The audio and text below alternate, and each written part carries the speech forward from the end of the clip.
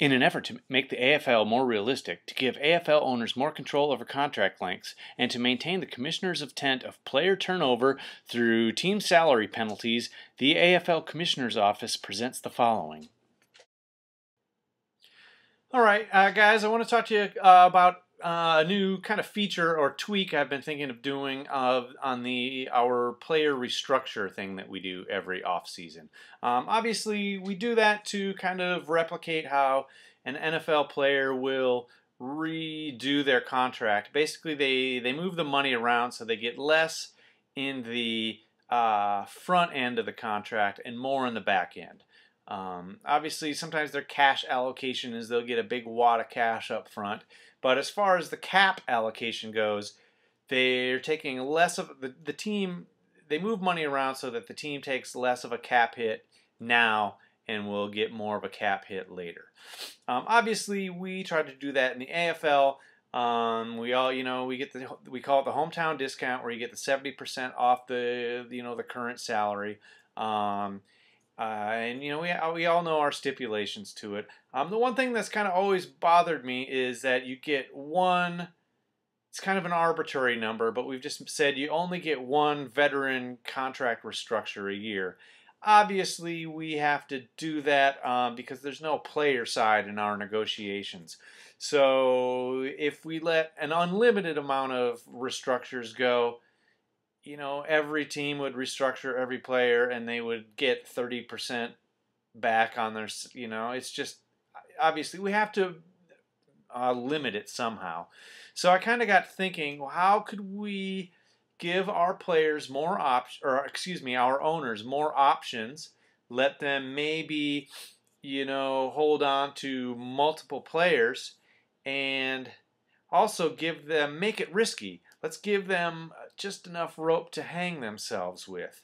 And so I've been thinking about ways to do this, and my solution, we could obviously keep their same restructure, but also let owners do contract extensions.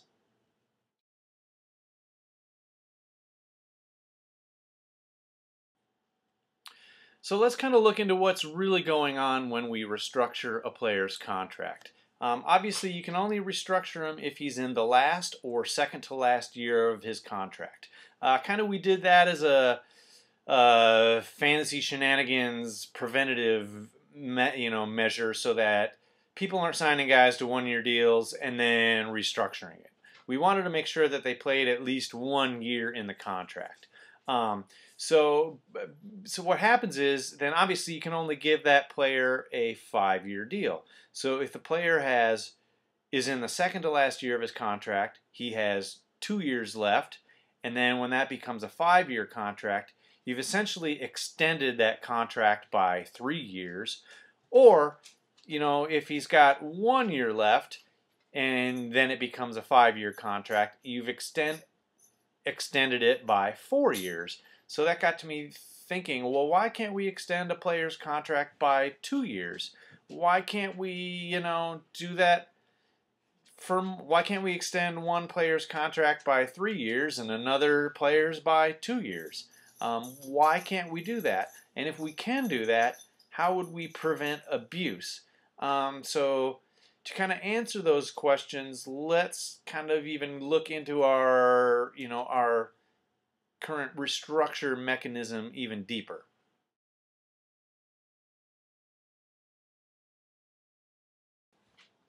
So essentially, our current restructure mechanism really breaks down into 2 parts: the extension of the contract length, and then the decreased salary. So obviously, I say that basically right now you can either extend a contract by 3 or 4 years. So for either length, the cap hit is only 15% of the total contract value.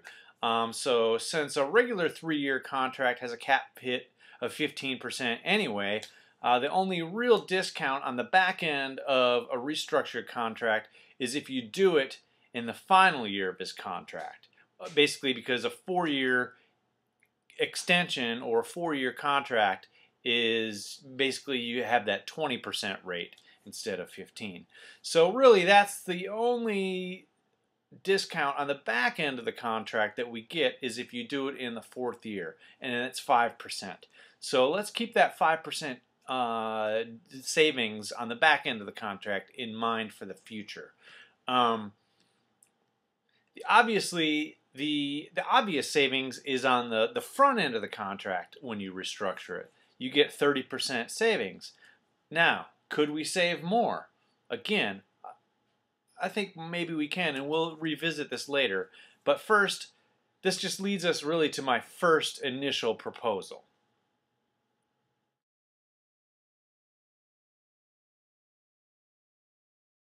So I propose that we separate the restructure and the extension.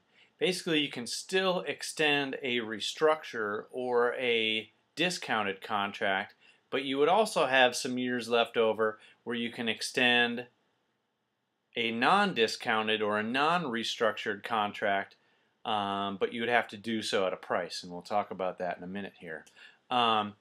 Basically what we would do is we could basically create what I would call an extension bank, which essentially gives every team one maximum contract, a 5-year contract, to basically disperse about his team. If you think about it, our extension bank is already 3 or 4 years, depending on if you restructure a contract that's in its second to last or last year. So we're just giving you an additional year or 2 in your already existing extension bank. So I don't think that's going to be too much to ask. Again, it gives you more options.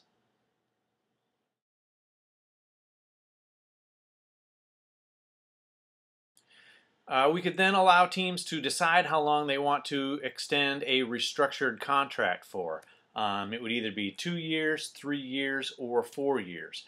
Basically, you would get that 5% discount that you get basically on a 4-year contract restructure now. So you would get that 5-year contract, 5% discount off the cap hit rates associated with the length of the contract. So basically, a 4-year extension would be 15% of the TCV, a 3-year would be 10%, a 2-year extension would be 5%, and then we would just say you can't extend a restructured contract by 1 year, because that would be basically a 0%, so I think that's fair.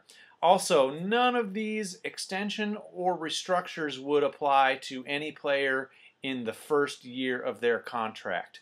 I think that may, basically what that will do is every player will have played at least 1 year with the team, and then, we can say that that's their familiarity with the front office and they're more willing to, to work out a deal like that.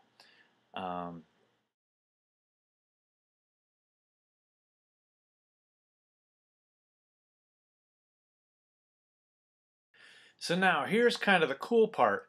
Let's say a team did like a normal restructure. Basically, the player's in the second to last year of the contract. So basically, you've extended them 3 years. Well, that leaves you with an additional 2 years in your extension bank. You could then extend another player's contract on your roster by those 2 extra years for a price. Now, how would we basically, do that? So basically, you're going to pay more for that in the back end of the contract. So what we could do is, when you would do that, when you just extend a non-restructured player's contract, we basically could create an additional 5% of TCV to the cap hit for a 1-year extension, or all the way up to, the 25% of additional cap hit for a 5-year extension. Obviously, you would probably never extend a player for 5 years without restructuring him, but technically you could do that. So the way that would work is, let's say a player is in his second to last year of a 3-year deal, so he's already being or excuse me, he's already has a cap hit of 15% of the remaining contract value. So since you're extending him by another 2 years, you would then tack on an additional 10% to that. So he would be in a 3-year contract, but would be making 25% more on the back end, which would mean like a 25% cap hit. So that means it would be, if you decided to cut the player, you would be paying a lot higher penalty.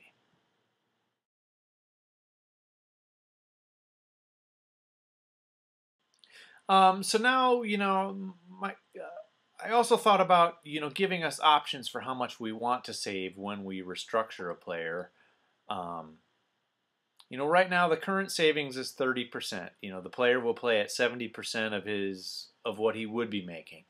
What if you wanted to save more than that? Or what if you only wanted to save 20% because you didn't want that player to get into the threshold where he might be, a holdout? Obviously, if you want more savings on the front end, I would say you would have to, risk more on the back end. So maybe if you wanted to save 40%, an additional 10%, maybe on the back end of the contract there would be an additional 20%. You might have to pay twice as much on the back end as you save on the front end. Or, maybe 1.5 times as much. We could figure that factor out. And maybe we could even, let that apply to contract extensions as well. Where basically you're just shifting money around. And you're just shifting money around, and we could just call, the restructure is the hometown discount. But I don't know. Anyway, these are just thoughts that I had. One other note is I've done some research, and it turns out that cap hits do apply when a player retires. Right now, if a player retires, you just void the contract, and that money, you don't have to pay for it. That's really not how the NFL works. Their cap hit is applied. So we would obviously have to think, how does that work if you restructure a guy for 4 years and then he retires, but you tried a savings, and maybe that all applies. Anyway, these are just things that I've thought of. I'll put a couple of examples down in the message board post so you can see kind of the math behind what I've thought, and let me know your opinion. Let me know your thoughts. Obviously, we can vote on this. Do you want some kind of, yes or no vote? Do you want more control over, your restructures? And then we can vote on, we can figure it out. We can hash it out. Obviously, if you have any ideas, put them on this message board and let's start a discussion, and maybe we can do this for next off season. It might be pretty cool. Talk to you later.